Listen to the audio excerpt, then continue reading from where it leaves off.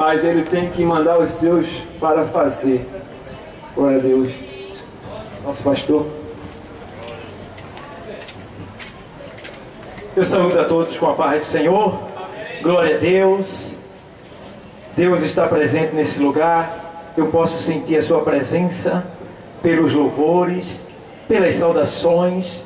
Glória a Deus por isso. Eu quero só ler um texto da Bíblia aqui, que se encontra no Evangelho segundo escreveu São Marcos, capítulo 16 e o versículo 15. O texto sagrado diz exatamente assim: e disse-lhes: ide por todo o mundo, pregai o Evangelho a toda criatura.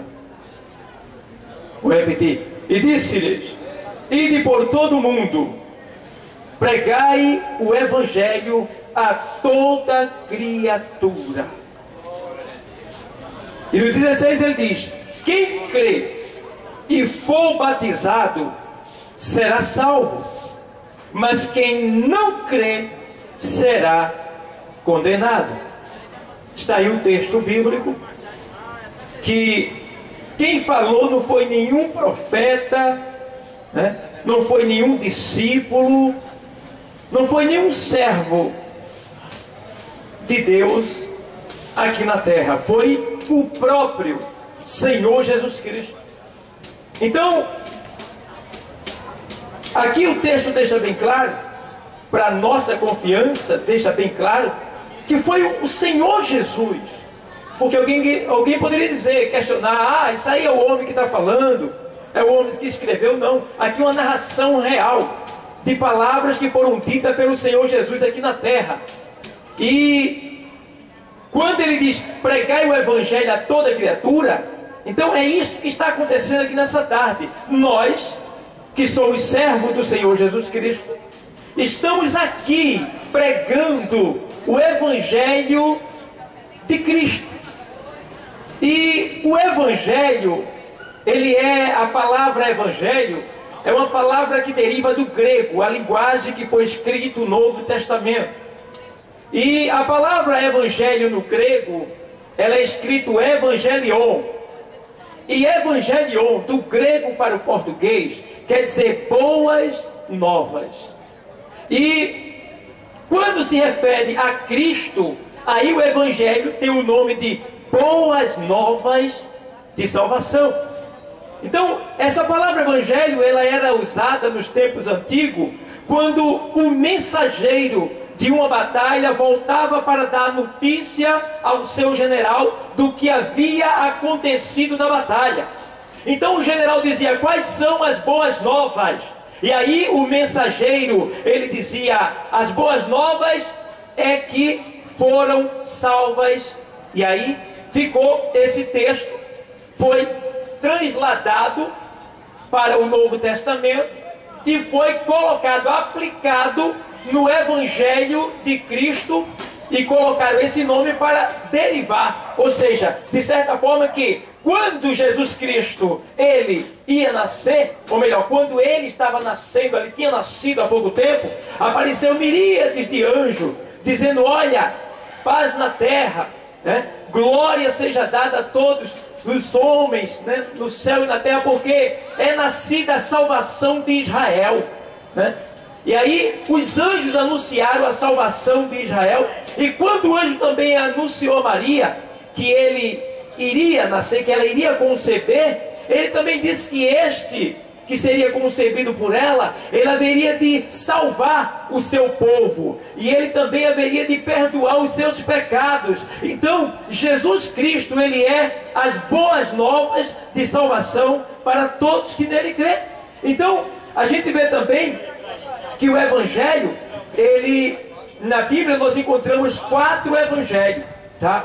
Se bem que a Bíblia também fala do 5º Evangelho, que foi escrito pelo apóstolo Paulo, mas que se perdeu no caminho e não entrou no cânon das Escrituras do Novo Testamento, porque para este Evangelho, esses 4 Evangelhos estarem aqui agora, para a gente poder anunciar ele, eles passaram por um julgamento de 70 homens, juízes, especialistas em religião, em lei e em Cristo, porque eles avaliaram e procuraram saber quais dos Evangelhos eram mais real, eram mais nítido, quem conviveu mais com o Senhor, se bem que o Lucas, o doutor, ele não conviveu com o Senhor Jesus Cristo, mas ele fez uma pesquisa minuciosa acerca da vida de Jesus, né? E aí ele escreveu também esse terceiro evangelho, que é o evangelho escrito pelo doutor Lucas. Então a gente tem o primeiro evangélico escrito,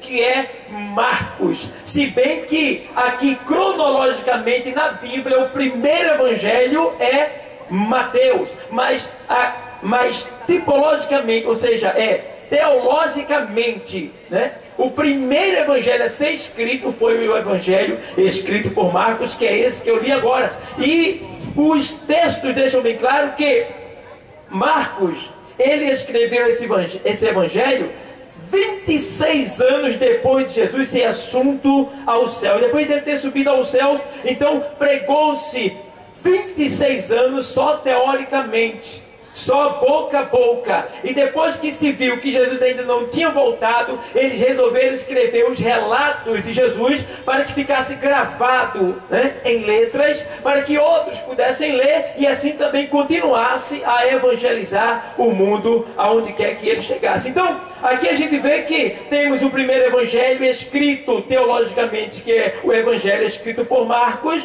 Temos o segundo, que é Mateus, o terceiro, que é Lucas, e o quarto, que é João, que foi o evangelho que não é sinótico, porque os 3 primeiros é chamado evangelho sinótico, porque eles têm a mesma visão. Já João difere um pouco. Por quê? Porque João conviveu mais intimamente com o Senhor, ele conviveu mais, ele foi até o final. Então João ali, ele traz um relato um pouco diferente dos outros 3 evangelhos. E a gente vê que o evangelho é a boas novas de salvação. Então esse evangelho deve ser anunciado. E o evangelho também é chamado de biografia de Cristo. Ou seja, quando fala o evangelho de Cristo, está falando da biografia de Cristo. O que é biografia? É a imagem dele, o jeito dele ser, o jeito dele falar, o jeito dele vestir, o jeito dele comer, dele beber, dele conversar, dele agir, dele dormir, dele levantar quando ele estava aqui na terra. O evangelho é a biografia de Cristo. Por isso que os 4 evangelhos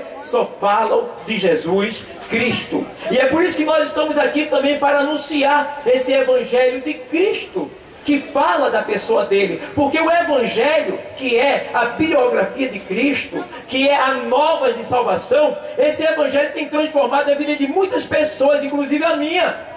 Eu tive a minha vida transformada quando eu ouvi este evangelho. E muitos irmãos que aqui estão também tiveram a sua vida transformada quando ouviram esta palavra do evangelho. Porque o apóstolo Paulo diz aqui, olha, deixa eu ler para você, na carta aos Romanos, vou ser breve porque aí já vem a pregação da palavra. Na carta aos Romanos 1:16, diz assim, ó: porque não me envergonho do evangelho de Cristo, pois é o poder de Deus para a salvação de todo aquele que crê, primeiro do judeu e também do grego. Então o apóstolo Paulo, ele estava dizendo que não se envergonhava do evangelho de Cristo.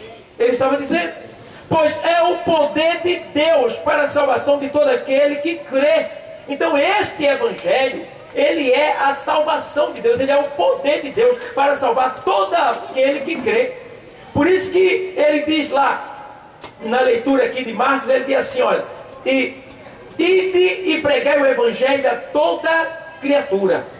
Quem crê e for batizado será salvo. Aí ele diz, quem crê e for batizado. Então, a Bíblia deixa bem claro aqui, o Senhor Jesus falando, que quem crê, o que é crer? Crer na linguagem grega, traduzido para o nosso português, quer dizer ouvir e viver aquilo que você ouviu.